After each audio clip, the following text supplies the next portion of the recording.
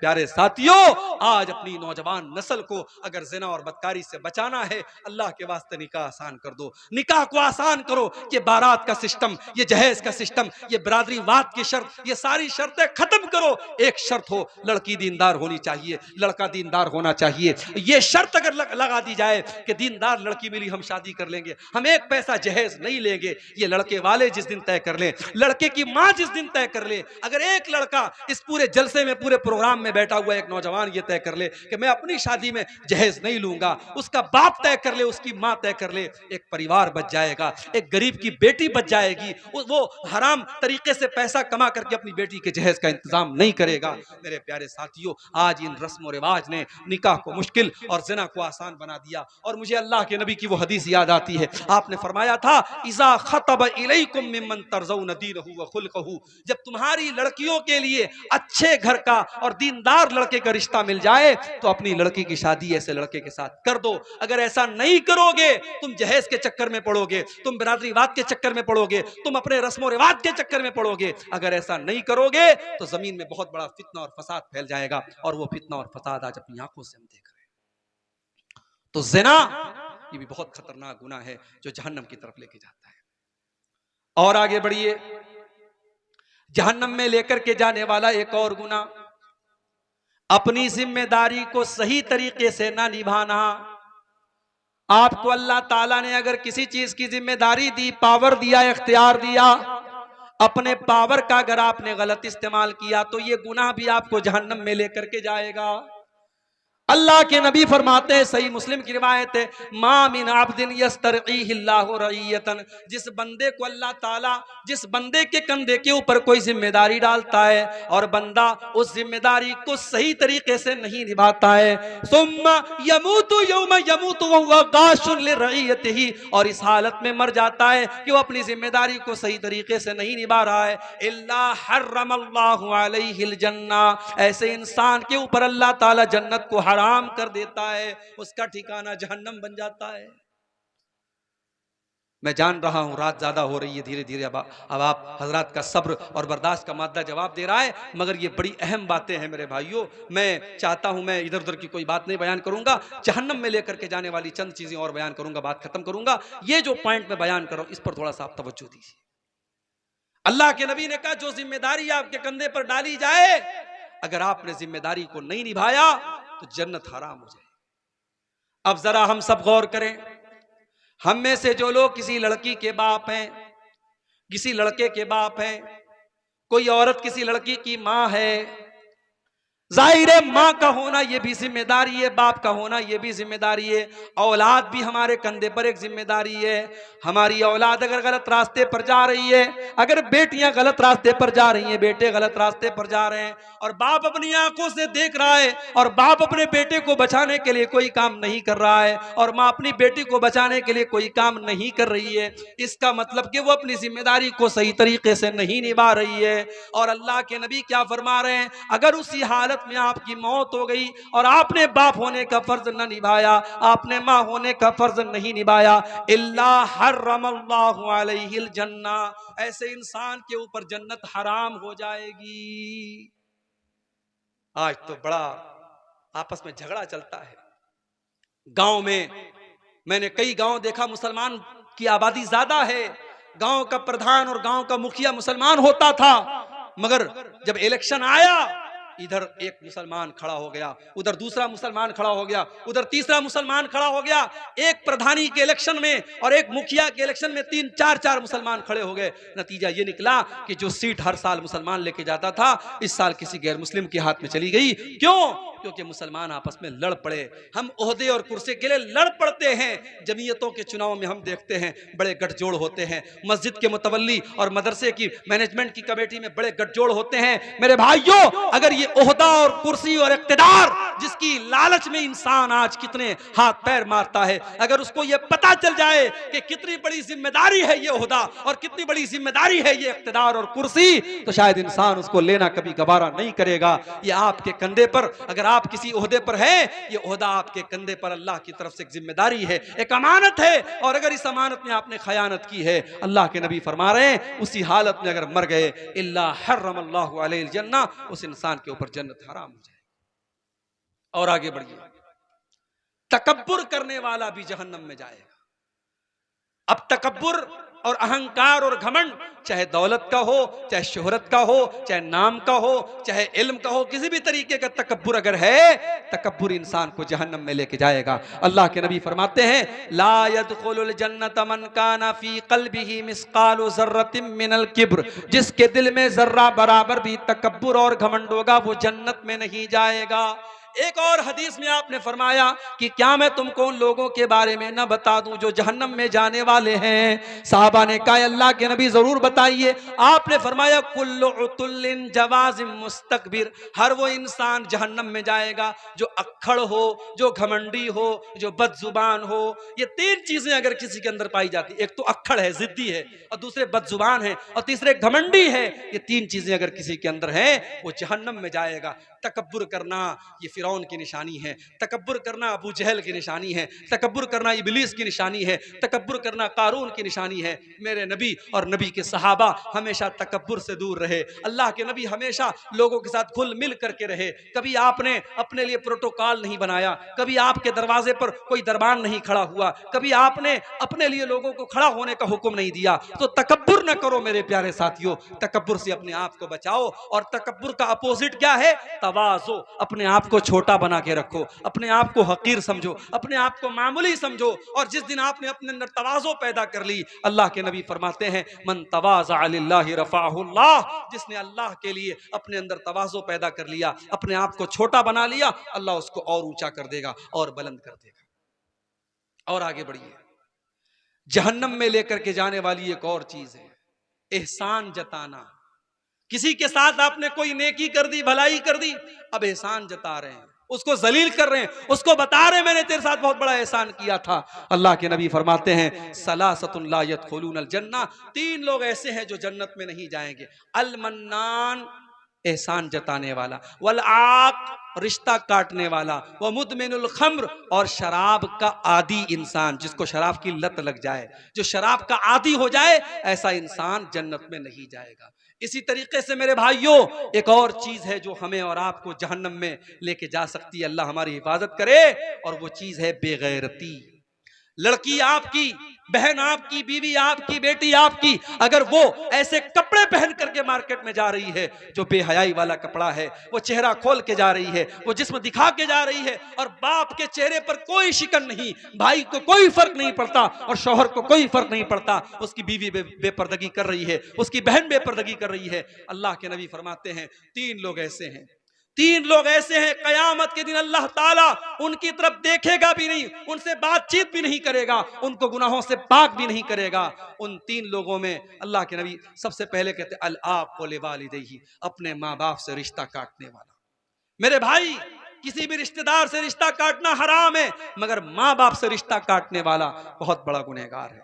माँ गलत हो तब भी रिश्ता मत तोड़ो, बाप गलत हो तब भी रिश्ता मत तोड़ो। मैं ये नहीं कहता बाप गलत नहीं हो सकता, बाप गलत हो सकता है, माँ गलत हो सकती है, मगर आप अपना फर्ज निभाइए, माँ का दर्जा माँ को देते रहिए, बाप का दर्जा बाप को देते रहिए, उनसे कभी रिश्ता मत तोड़िए। मेरे भाइयों, जो एहसान माँ ने किया है आप चुका नहीं सकते, जो एहसान बाप ने किया है आप चुका नहीं सकते। माँ ने 9 महीने पेट में रखा है, खून जिगर आपको पिलाया है, अपनी जिंदगी कुर्बान की है आपके लिए, बाप ने खून पसीना एक करके आपको चलना सिखाया है। माँ बाप के साथ कभी रिश्ता न तोड़ो। अल्लाह के नबी कहते हैं, ऐसे इंसान की तरफ अल्लाह ताला क़यामत के दिन देखेगा भी नहीं।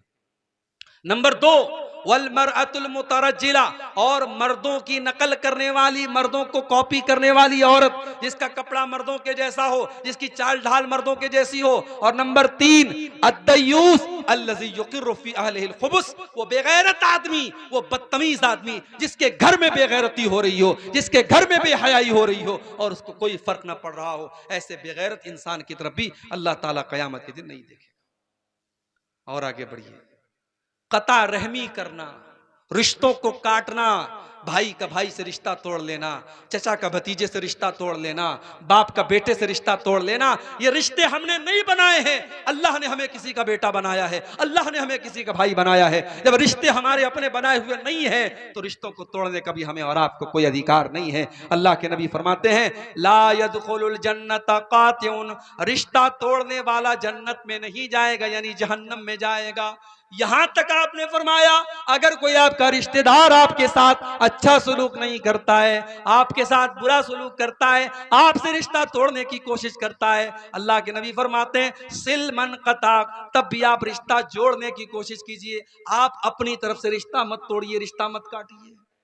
हमारे यहाँ तो कहीं कहीं ऐसा भी होता है, भाई की भाई से दुश्मनी है, 36 का आंकड़ा है, भाई मरने लगा तो अपनी औलाद को वसीयत करके जाता है, देख मेरे मरने के बाद अपने चचा से कोई ताल्लुक मत रखना, खबरदार मेरे जनाजे में तेरे चचा और चचा के लड़के नहीं आने चाहिए। यानी जिंदगी भर दुश्मनी और मरने के टाइम भी वसीयत करके जाता है कि दुश्मनी निभाते रहना। और बेटा भी अपने बाप की वसीयत को पूरा करता है, चचा के घर में जाता नहीं है, चचा से रिश्ता नहीं रखता है, कहता है मैं अपने बाप की जबान नहीं काटूंगा। याद रखो मेरे भाई, माँ बाप की गलत बात मानना सही नहीं है। अगर माँ बाप की कोई बात गलत है, शरीयत के खिलाफ है, कुरान हदीस के खिलाफ है, तो माँ बाप की ऐसी बात को अपनी ठोकर में रखो, उनकी उस गलत बात को मत मानो।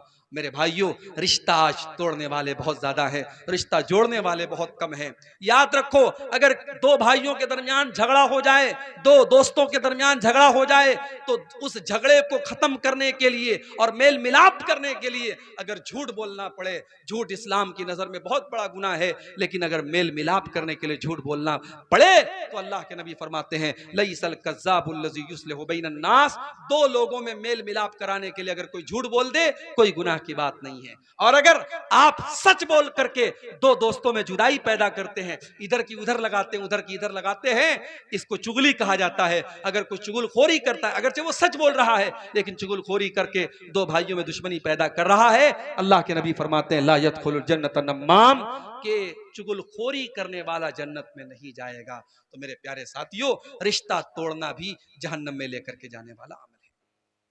दो चार चीजें और बयान करके बात खत्म करता हूं। जहन्नम में लेकर के जाने वाली एक और चीज है हराम कमाई।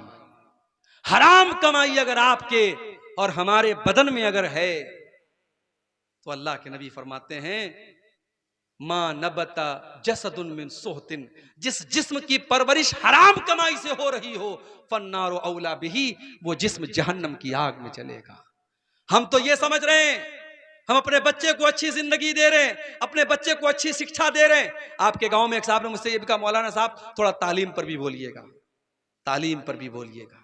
किशनगंज का इलाका, सीमांचल का इलाका बड़ा पिछड़ा हुआ इलाका माना जाता है, लेकिन अल्लाह का फजलो करम है, पिछले 7-8 सालों से आपके सीमांचल के इलाके में आ रहा हूं और महसूस कर रहा हूं कि उतना पिछड़ा ये नहीं है जितना पिछड़ा हमने बनाया है।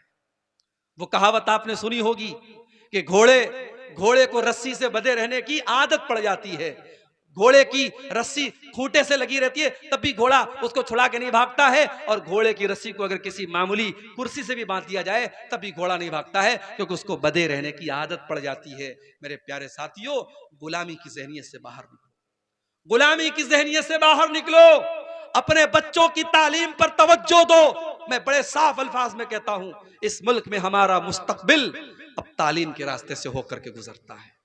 आप अगर अपने बच्चों को अच्छी तालीम नहीं देंगे, अपनी बच्चियों को अच्छी तालीम नहीं देंगे, इस मुल्क में आपका मुस्तकबिल कोई बेहतर नहीं कर सकता। कोई नेता आपके आगे नहीं आएगा, कोई पॉलिटिशियन आपके आगे नहीं आएगा। आपको खुद कुर्बानी देनी पड़ेगी अपने बच्चों की तालीम के लिए। और ये जज्बा हमारे गैर मुस्लिम भाइयों के अंदर हमसे ज्यादा है।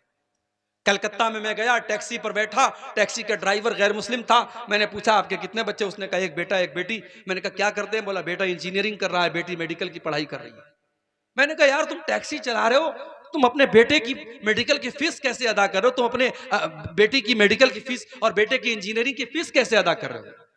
उसने कहा मौलवी साहब, मुल्ला जी, मैं टैक्सी चला रहा हूं, मैं नहीं चाहता मेरा बेटा टैक्सी चलाए। मैं टैक्सी चला रहा हूं, मैं नहीं चाहता मेरा बेटा टैक्सी चलाए। मैं कलकत्ता में टैक्सी चलाता हूं, मामूली झुग्गी में रहता हूं, मगर अपने बच्चों को आला तालीम दिला रहा हूं। ये सोच एक गैर मुस्लिम की है मेरे भाई, ये सोच तो हमारी होनी चाहिए थी। हमारे नबी पर पहली जो आयत उतरी उसमें नमाज का हुक्म नहीं था, उसमें ज़कात का हुक्म नहीं था, उसमें इक़रा बिस्मि रब्बिकल लज़ी खलक़, अपने रब के नाम से पढ़ो, ये था। उसमें 2 सबक दिया गया। एक तो ये कि हमें पढ़ना है और दूसरा सबक ये दिया गया हमें अपने रब के नाम से पढ़ना है। हम कोई भी तालीम हासिल करें, डॉक्टर बन जाएं, इंजीनियर बन जाएं, वकील बन जाएं, कुछ भी बन जाएं, अपने रब को न भूलें, अपने रब का नाम न भूलें। हम किसी भी मैदान में चले जाएं, हमारे रब के बारे में हमको पता होना चाहिए। ये नबी पर कुरान की जो पहली आयत उतरी है उसमें ये सबक दिया गया। तो मेरे भाइयों, अगर अल्लाह कुरान में कहता है कि अपने बच्चों को पेट के लिए कत्ल मत करो, तो पेट के लिए कत्ल करना, औलाद की हत्या करना अगर ये पाप और गुनाह है, तो औलाद को तालीम से महरूम करना, बच्चों और बच्चियों की तालीम चंद पैसों के लिए छुड़ा देना, ये भी उनकी हत्या करना है। कोई जतन करो, कोई इंतजाम करो, अपने बच्चों की तालीम मत बर्बाद करो। आज अफसोस होता है, मदरसे में कितने बच्चे आते हैं, बड़े टैलेंटेड हैं, बड़े ज़हीन हैं, बड़े अच्छे हैं, लेकिन घर के हालात देख करके बेचारे अपनी पढ़ाई छोड़ देते हैं या उनके वालिदैन उनकी पढ़ाई छुड़ा देते हैं। मैं कहता हूं इस कौम के पास पैसे की कमी नहीं है। आज शादी ब्याह में लाखों करोड़ों रुपए लोग खर्च कर देते हैं।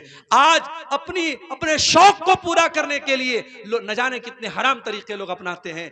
अगर इस तरीके के टैलेंटेड बच्चे, आप एक बच्चे की जिम्मेदारी अपने सर पे ले लें कि ये बच्चा बहुत टैलेंटेड है, पढ़ने में तेज है, इसकी सारी पढ़ाई का खर्च मैं उठाऊंगा। अगर कोई हमारे समाज के जो अहले खैर लोग हैं, जो पैसे वाले लोग हैं, अगर इस तरीके से जिम्मेदारी ले लें तो बहुत सारे गरीब बच्चों का भला हो जाएगा। मेरे प्यारे साथियों, तालीम पर आप तवज्जो दीजिए, तालीम पर आप तवज्जो दीजिए। और याद रखिए, आज हमारी कौम की जो बुरी हालत है, जब तक हम तालीम के मैदान में आगे नहीं बढ़ेंगे वो सुधर नहीं सकती है। इसी तरीके से जहन्नम में लेकर के जाने वाला एक और अमल है, और वो अमल है अपने पड़ोसी को तकलीफ देना। अल्लाह के नबी फरमाते ला यदखुलुल जन्नत मन ला यामन जारुहु बवाइक़हु, जिसका पड़ोसी उससे महफूज नहीं है, उससे सुरक्षित नहीं है, जो अपने पड़ोसी को तकलीफ पहुंचाता है, वो कान खोल करके सुन ले, वो जन्नत में नहीं जाएगा। और जब इस्लाम पड़ोसी कहता है तो पड़ोसी का मतलब ये नहीं कि हम शेरशाहबादी है तो वो भी शेरशाहबादी होना चाहिए।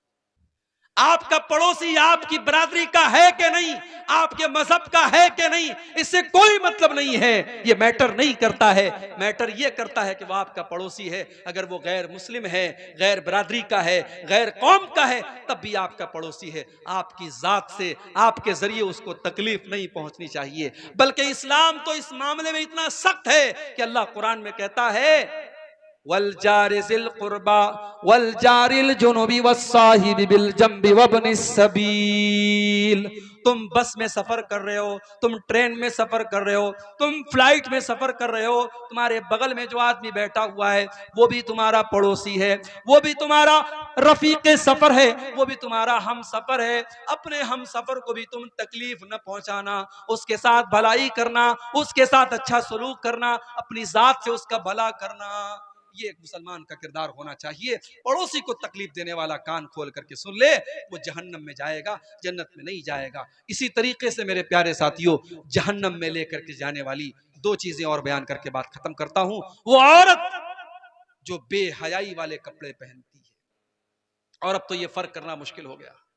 अब तो हमारे समाज में ऐसे कपड़े बड़े आम हो रहे हैं कि औरत साड़ी पहने हुए है और उसके जिस्म के नशे व फराज नजर आ रहे हैं। साड़ी पहने हुए है और साड़ी इतनी ट्रांसपेरेंट है, इतनी पारदर्शी है, इतनी झलकने वाली है, उसका जिस्म झलक रहा है। और ऐसे कपड़े आज मुसलमान औरतें भी बड़े धड़ल्ले से पहन रही हैं। याद रखो मेरे भाइयों, ये भी जहन्नमी औरत की निशानी है। अल्लाह के नबी फरमाते हैं कि कयामत के पहले ऐसी औरतें आएंगी, ऐसी औरतों की कसरत हो जाएगी। व निसा उनका सियातुन आरियातुन मुमीलातुन माइलातुन, जो औरतें कपड़ा पहनने के बावजूद नंगी होंगी, वो गैर मर्दों को अपनी तरफ आकर्षित करेंगी और खुद भी उनकी तरफ आकर्षित होंगी।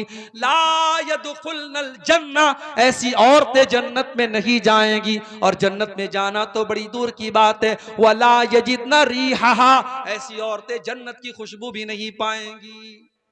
12 बजे मैं आपके जलसे में आ रहा था, देखा बाजार लगा हुआ है, दुकानें लगी हैं, बहुत सारी औरतें वहां शॉपिंग कर रही हैं। भाई जलसे में किस लिए आई हो तुम? कंगन खरीदने आई हो, चूड़ी खरीदने आई हो, जेवर खरीदने आई हो? शर्म आनी चाहिए। जवान जवान लड़कियां हैं, सज संवर करके बेहतरीन कपड़े पहन करके जलसे में आ रही हैं। गलत है ये तमाम चीजें, हमें और आपको इस पर कंट्रोल करना चाहिए। बाप कहां चला गया, मां कहां चली गई? 70 साल की मां बेचारी पर्दे में आ रही है, सादा और सिंपल कपड़े पहन के आ रही है। 18 साल की उसकी बेटी सज संवर के मेकअप करके खुशबू में बस करके आ रही है। ये सही नहीं है मेरे प्यारे साथी। अल्लाह के नबी ने तो यहां तक फरमाया, अगर कोई औरत खुशबू लगा करके मस्जिद में आती है नमाज पढ़ने के लिए, अल्लाह के नबी ने फरमाया उसकी नमाज कबूल नहीं होगी, उस औरत की नमाज कबूल नहीं होगी जब तक वो वापस जाकर के गुस्ल न करे। कौन सा गुस्ल? गुस्ले जनाबत। जो औरत नापाक होती है और जो गुस्ल करती है वो गुस्ल करके अपने बदन से खुशबू का असर खत्म न करे और फिर आकर के मस्जिद में नमाज न पढ़े, तब तक उसकी मस्जिद की नमाज कबूल नहीं होगी। इतना खतरनाक मामला है। तो औरतें जो बेहयाई करेंगी, औरत का जन्नत में जाना बहुत आसान है और जहन्नम में जाना भी बहुत आसान है।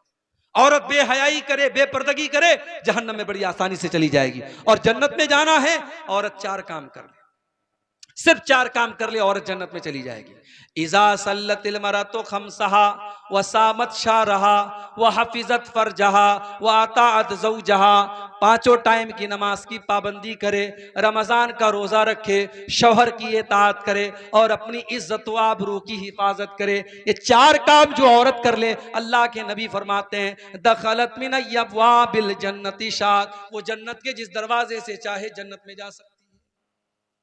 और आखिरी चीज जो बयान करके मैं बात खत्म करूंगा, जहन्नम में लेकर के जाने वाली एक और चीज है और उसका ताल्लुक हमारे बूढ़े लोगों से। समाज में जब एक मुसलमान बूढ़ा होता है, 70 साल का, 60 साल का होता है, उसकी एक वैल्यू होती है। अल्लाह के नबी ने फरमाया कि एक बूढ़े मुसलमान का एहतराम करना अल्लाह का एहतराम करना अल्लाह का एक एहतराम में शामिल है कि बूढ़े मुसलमान का एहतराम किया जाए।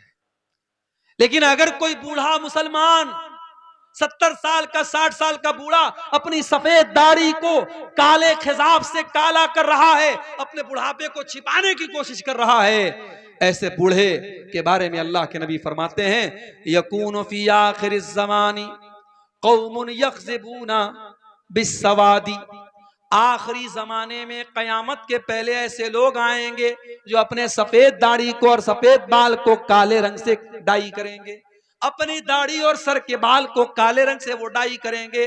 कहवासिलिल हमाम, कबूतर के सीने की तरह, जैसे कबूतर का जो सीना होता है वो सीने के पास का हिस्सा काला और बाकी सफेद होता है, व्हाइट होता है।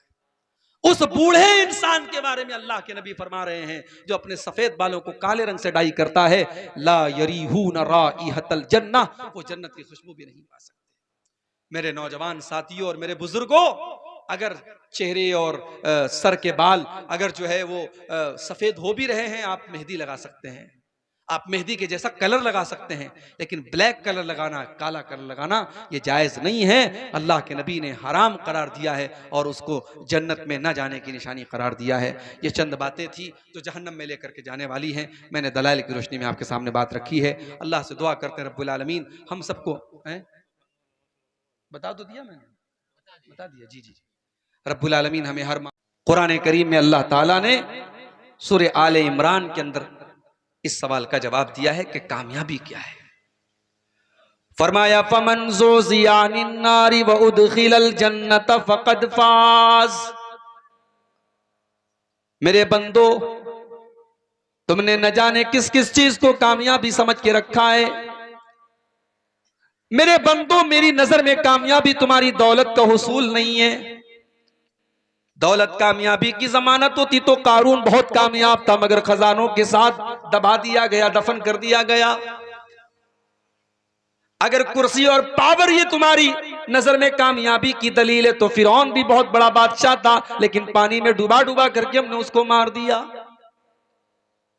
अगर दुनिया में ताकत का होना और जिस्म का मजबूत होना अगर ये कामयाबी की जमानत और कामयाबी की निशानी है, कौमे आद और कौमे समूद तो बड़े लंबे तड़ंगे हुआ करते थे, बड़े मजबूत हुआ करते थे, बड़े बहादुर हुआ करते थे। हमने उनको ऐसी मौत दी, हमने ऐसा अजाब उनके ऊपर नाजिल फरमाया कि वो खजूर के सड़े हुए तनों की तरफ फेंक दिए गए।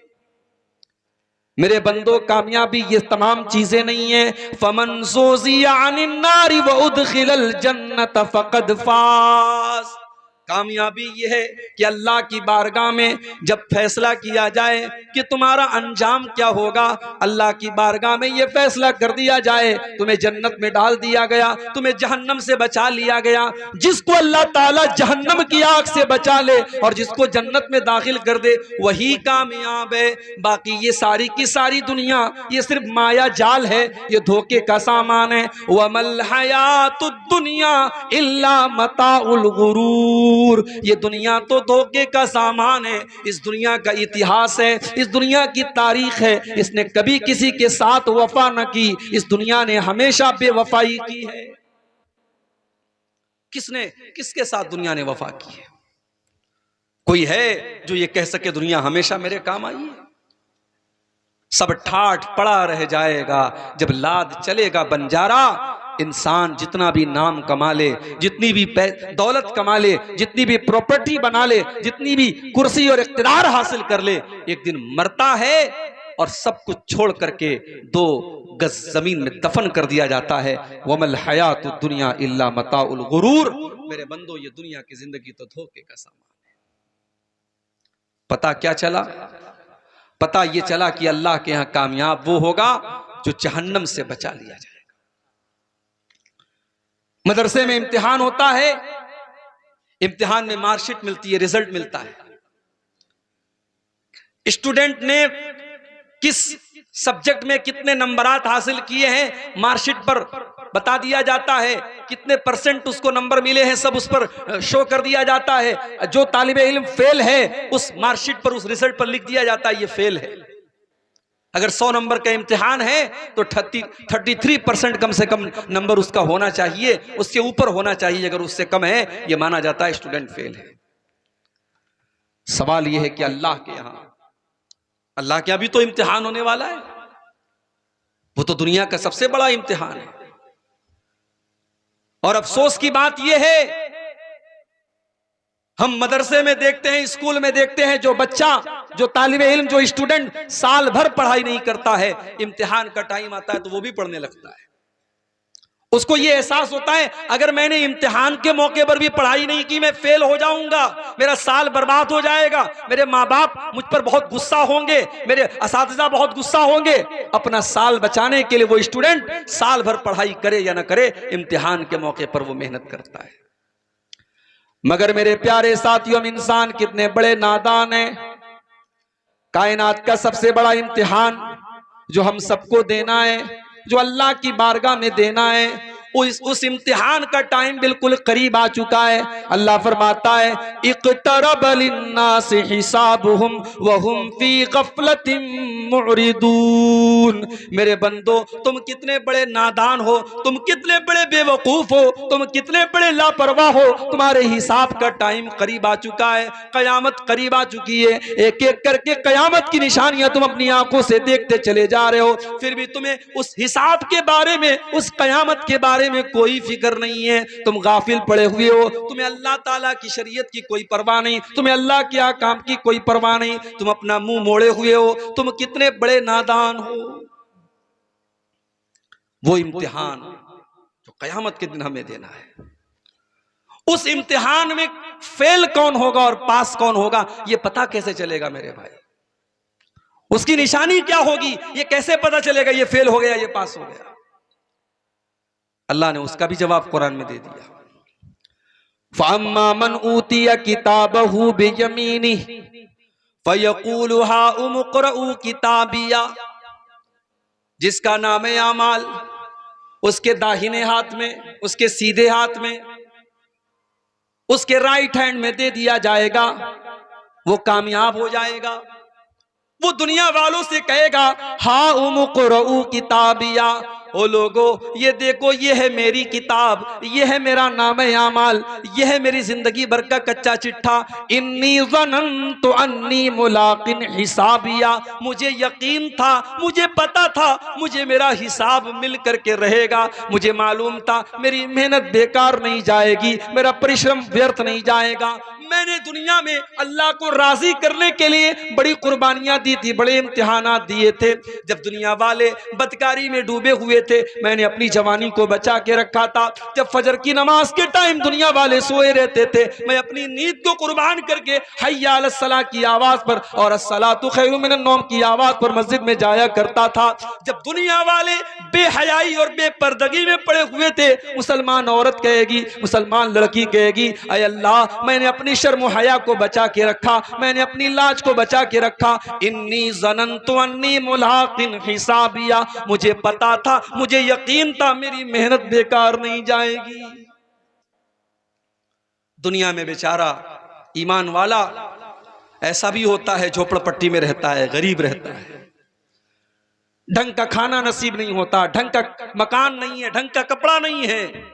लेकिन आज अल्लाह कहता है फहुवा फी ईशतिर रादिया फी जन्नतिन आलिया, मेरे बंदे आज तुझे बड़ी बेहतरीन जिंदगी मिलेगी, तुझे लग्जरी लाइफ मिलेगी, तुझे बेहतरीन मकान मिलेगा, तुझे तमाम नेमतें खाने पीने को मिलेंगी। तू दुनिया में हमें राजी करने के लिए तूने बहुत सारी चीजों को कुर्बान कर दिया, लेकिन मेरे बंदे आज तेरे खाने पीने के दिन हैं। फरमाया फी जन्नतिन आलिया कुतूफुहा दानिया, जन्नत में जो पेड़ होंगे, जो फलों के दरख्त होंगे, उस पेड़ से फल को तोड़ने के लिए उसे मेहनत नहीं करनी पड़ेगी। जब जिस फल को खाने की वो तमन्ना करेगा, वो आरजू करेगा, वो फल उसकी गोद में आ जाएगा, वो फल उसके हाथों में आ जाएगा। अल्लाह फरमाएगा कुलू वशरबू हनीअम बिमा असलफ्तुम फिल अय्यामिल खालिया, मेरे बंदो आज तुम्हारे खाने पीने के दिन है, तुम्हारे मौज करने के दिन है। तुमने दुनिया में हमको राजी किया था, तुमने दुनिया में नेक अमल किया था, आज तुम्हारे खाने पीने के दिन है। ये हो गया पास। अब जो फेल होगा उसका अंजाम क्या होगा? व अम्मा मन उतिया किताबहू बिशिमालिही, जिसका नाम है अमाल उसके बाएं हाथ में, उसके लेफ्ट हैंड में दिया जाएगा। फयकूल, वो कहेगा या लैतनी लम ऊत किताबिया, ऐ काश मेरी किताब मुझे न दी गई होती। वलम अद्री मा हिसाबिया, ऐ काश मेरा हिसाब व किताब मुझे पता न चलता। वलम अद्री मा हिसाबिया, काश के मुझे अपना हिसाबो किताब पता न चलता। या लैतहा कानतिल काज़िया, ऐ काश दुनिया में जो मौत आई थी उसी मौत पर मेरा काम तमाम हो गया होता। मा अगना अन्नी मालिया, मेरा माल आज मेरे कोई काम ना आया। हलक अन्नी सुल्तानिया, मेरा पावर, मेरी लाल बत्ती वाली गाड़ी, मेरी तमाम हुकूमत, मेरी कुर्सी आज सब हलाक हो गई, सब खत्म हो गई। अल्लाह फरिश्तों से फरमाएगा खुजूहु फगुल्लू, फरिश्तों इस जालिम को पकड़ लो, इसको जंजीरों में बांध दो। सुम्मल जहीम सल्लू, इसको जहन्नम की भड़कती हुई आग में डाल दो। सुम्मा फी सिलसिलतिन ज़रउहा सबऊना ज़िराअन फस्लुकू, इसको 70 गज लंबी जंजीरों में जहन्नम में डाल दो, जकड़ करके डाल दो। इन्नहु काना ला युमिनु बिल्लाहिल अज़ीम, ये अल्लाह ताला के ऊपर ईमान नहीं रखता था। वला यहुद्दु अला तामिल मिस्कीन, ये गरीबों को खाना नहीं खिलाया करता था। फलैसा लहुल यौमा हाहुना हमीम, आज कोई इसको बचाने वाला नहीं है। तो जन्नत ये कामयाब लोगों को मिलेगी और जहन्नम ये नाकाम लोगों को मिलेगी। इसका मतलब ये हुआ कि जिसको कामयाब होना है वो जन्नत के लिए कोशिश करे, और जिसको कामयाबी नहीं चाहिए वो जहन्नम में जाने की कोशिश करे। अच्छा, जहन्नम का नाम आपने बहुत सुना होगा। ये जहन्नम कैसी होगी? बस आप इतना समझ लीजिए कि दुनिया में अगर दुख, तकलीफ, परेशानी और अजियत किसी चीज का नाम है तो वो अपनी चरम सीमा पर, अपनी इंतहा पर, अपने एक्सट्रीम लेवल पर अगर कहीं होगी तो जहन्नम है।